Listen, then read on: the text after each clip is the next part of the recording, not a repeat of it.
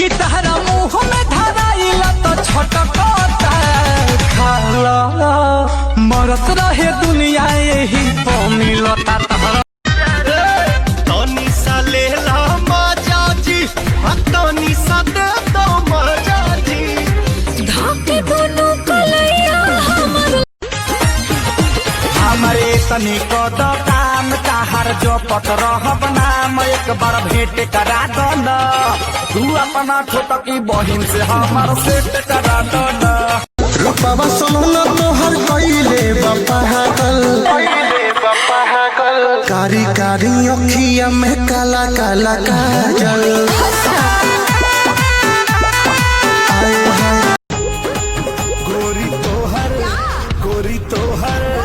गोरी तोहर कमर लचकौआ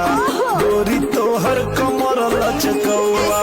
जान मारे जो बन छलकौआ जान मारे जो बन छलकौआ देखी ऐसे कैसे देखी ऐसे कैसे देखी ऐसे सताई न रहुआ तू पटक देला भुइया कोई देला बेटा कुइया हमसे कके बरियागी तू उड़ाई दे लरुइया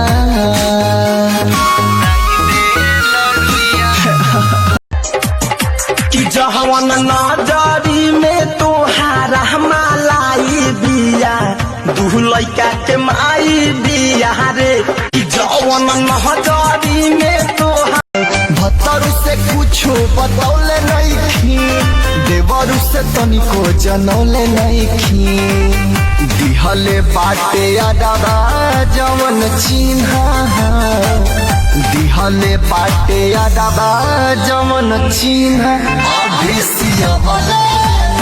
तोहर के देखी अगर आ जाइले चुमले बेला उठे में पागल आ जाइले जहिया से गइल बारा गोदी में खेला के लइका तोहर के पापा कहता हमरा सैया जी के चाचा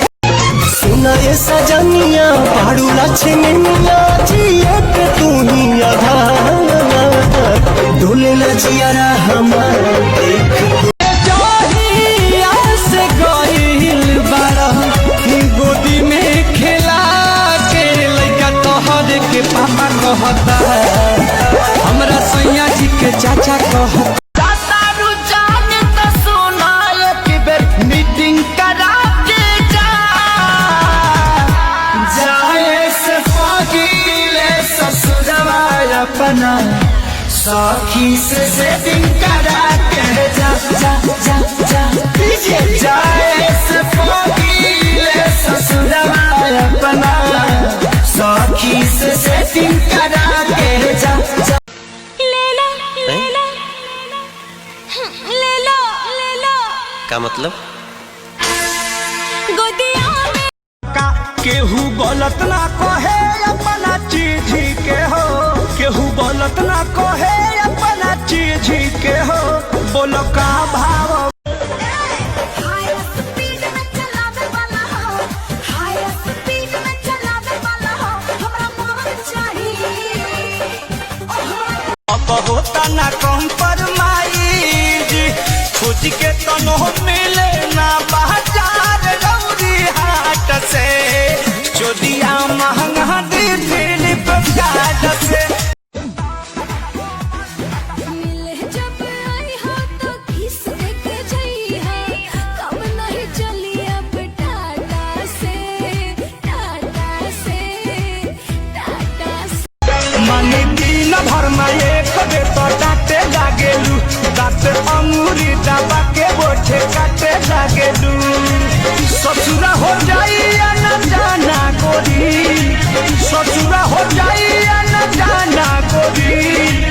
रात भर संगे सुताई सजनावा कैसे तू करबू माना गोरी रात भर संगे जब निकले नी घर से बहरिया चाहे सभे लड़ावल नजरिया सभे छोड़ चाहे हमरो गोर गाले हमारा बिना करह पैबू हो रह पैबू हो